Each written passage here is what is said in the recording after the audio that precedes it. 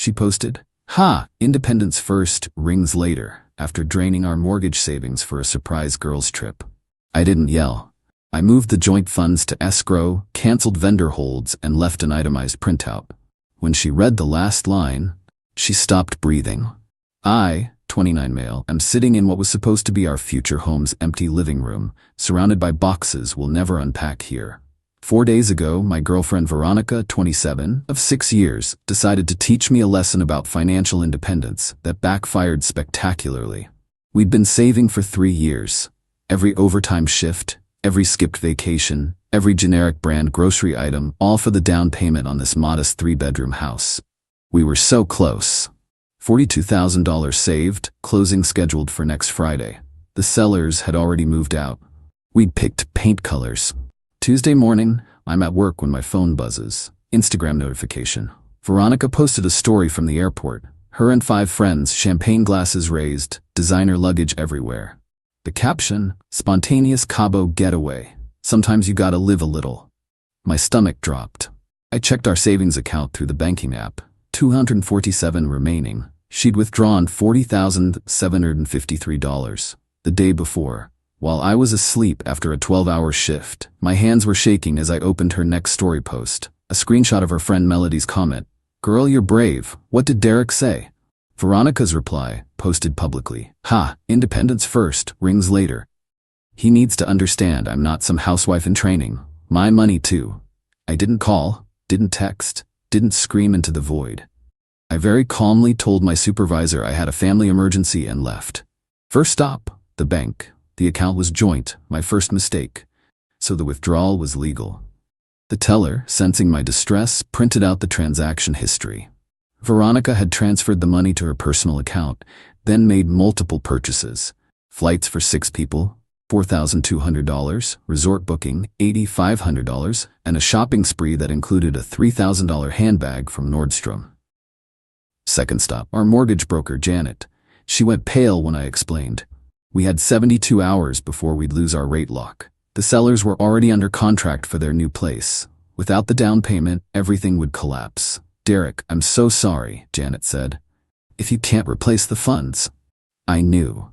We'd lose the house, the $2,000 earnest money deposit, and probably face legal action from the sellers. Third stop, our apartment. I grabbed my laptop and started working. I moved fast, created a new individual savings account, and transferred the remaining to $147. Then I went through 3 years of bank statements, documented every single deposit. I'd contributed $31,420 to our joint savings. Veronica had contributed $10,580. The rest was interest. I created a spreadsheet, color-coded, time-stamped, beautiful in its simplicity. Then I started canceling everything. The venue hold for the surprise birthday party I'd been planning for her next month. $500 deposit, partially refundable. The couple's massage package I'd booked for next weekend, $400 non-refundable, but transferable. Her car insurance, the policy was in my name, she was listed as a driver. The engagement ring layaway at K Jewelers, got back my $3,200 in payments. I screenshot everything. Every cancellation, every confirmation email, every receipt. By evening, I'd also discovered something interesting. Veronica's spontaneous trip. She'd been planning it for weeks, found emails in our shared iPad to her friends discussing it, found the Airbnb confirmation from 2 weeks ago, found her search history for "Can boyfriend sue me for taking money from joint account?" I printed everything, organized it in a manila folder.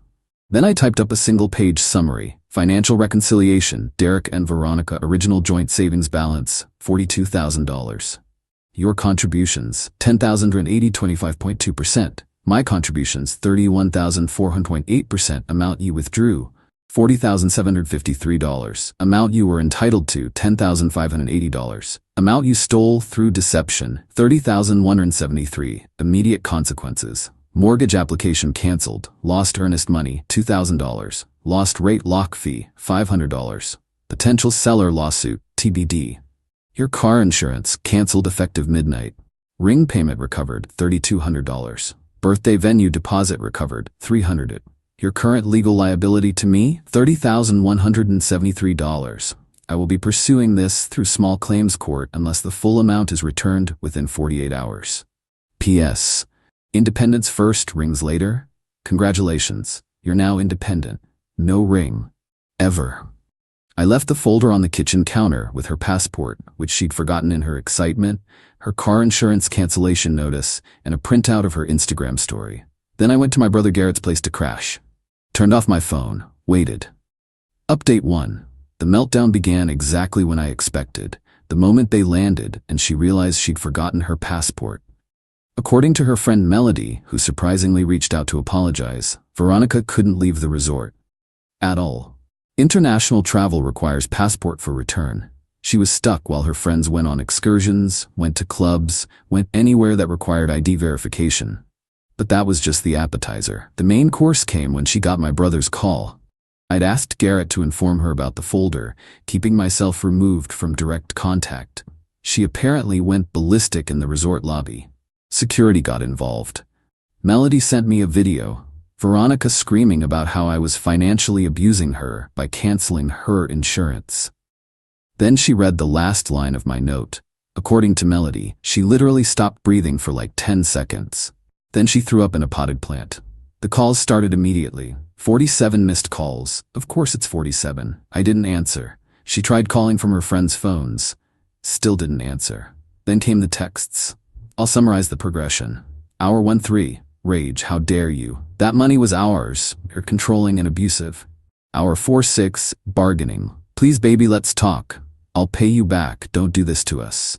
Hour 7-12. Threats. My dad will sue you. I'll tell everyone what you did. You'll regret this. Hour 13-24. Panic. Please, I need that insurance to get home. The resort is charging my card. Please answer. Her dad, Richard, called me once. Calm, lawyer-like. Derek, this is unfortunate. Veronica made a mistake. Surely we can resolve this without courts? Richard, she stole $30,000 and destroyed our future home. She planned this for weeks. There's no mistake here. She's young, impulsive. She's 27 with a master's degree. She knew exactly what she was doing. What do you want? The money she stole returned in full, immediately. She spent most of it already. Then she needs to figure that out. 48 hours, Richard, or I file charges for theft by deception. He hung up. Meanwhile, Veronica discovered more immediate problems. Without car insurance, she couldn't legally drive her car, still in her name, thankfully. Her credit cards were maxed from the trip. Her friends, initially supportive, started distancing themselves when they realized she'd essentially stolen the money. Best part? The resort had a $2,000 hold on her card for incidentals. Without the joint account as backup, her card declined. She was essentially trapped at an all-inclusive resort with no money, no transportation home arranged, and no way to pay for anything beyond the basic package. Update 2. Veronica got back yesterday. Her dad had to fly to Mexico to get her. Cost him $1,800 for a last-minute flight, plus whatever he paid to settle her resort bill. She showed up at Garrett's apartment this morning, not to apologize, to negotiate. Derek, we need to discuss this like adults. There's nothing to discuss. Return the money or I file charges Monday. I don't have $30,000. You know that? You had it 4 days ago. She actually tried to argue that the house wasn't that important, that we could just save up again.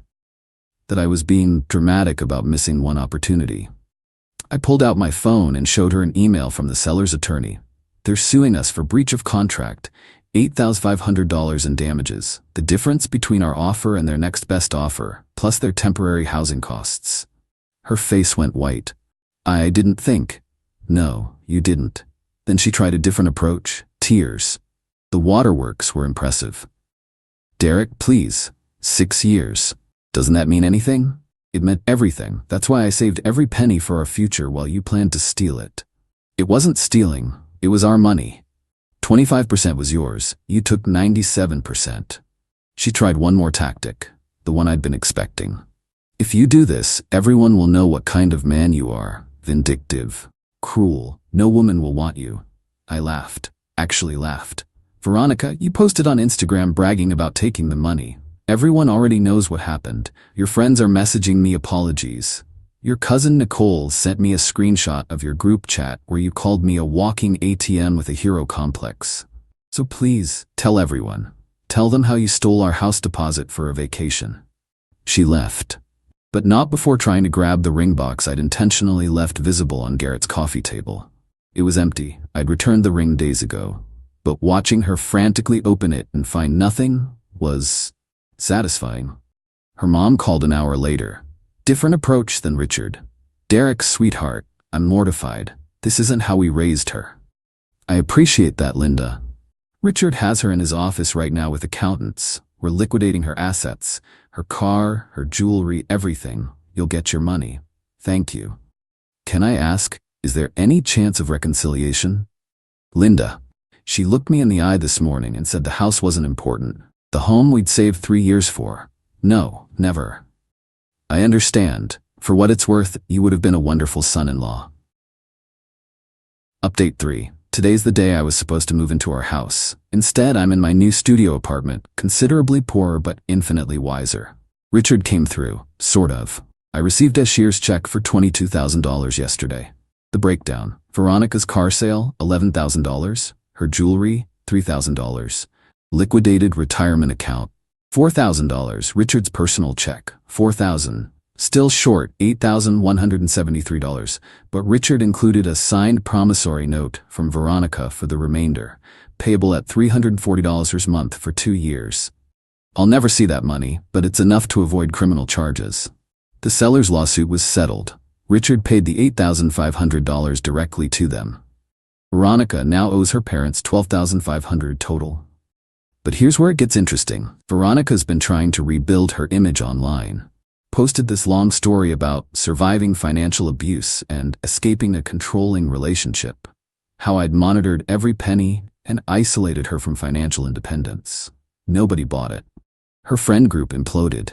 Turns out she'd borrowed money from several of them over the years. Small amounts, $50 here, $200 there, always with promises to pay back.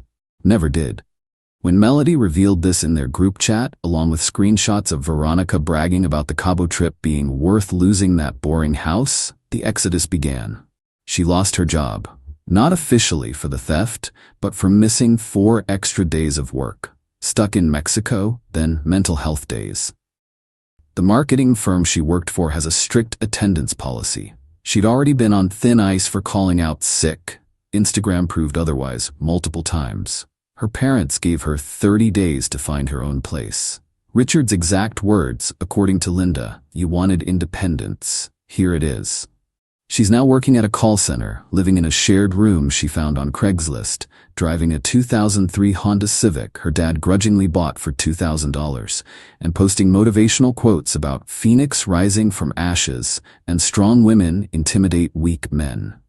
Meanwhile, I took the $22,000, added my recovered ring payment and birthday party deposit, and put it all into a new savings account.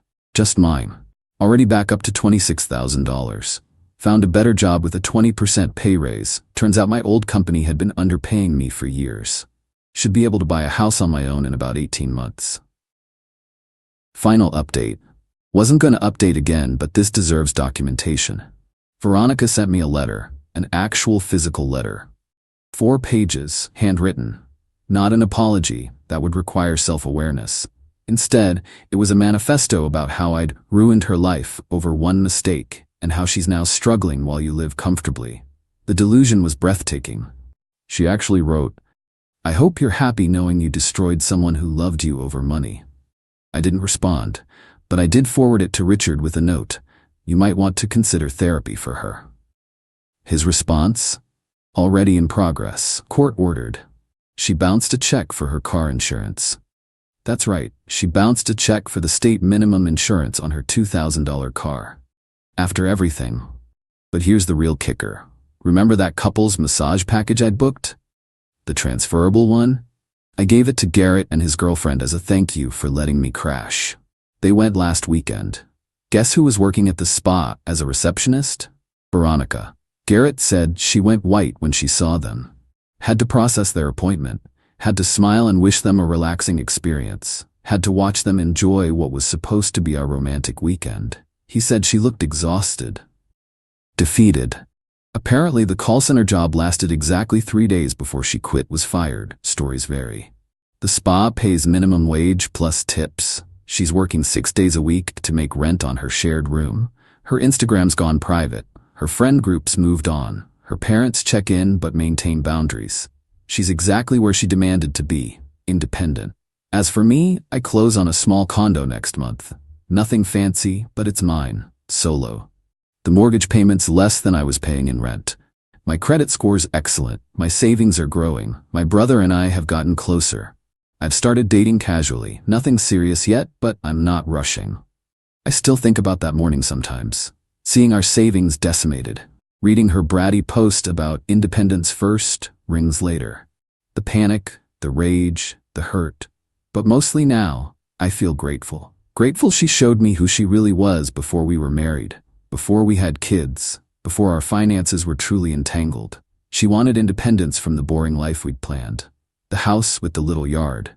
The eventual wedding. The kids we'd talked about. The annual camping trips we'd mapped out. She got exactly what she asked for, independence from all of it, forever. And that printout I left her, with the itemized breakdown, Garrett told me she still has it.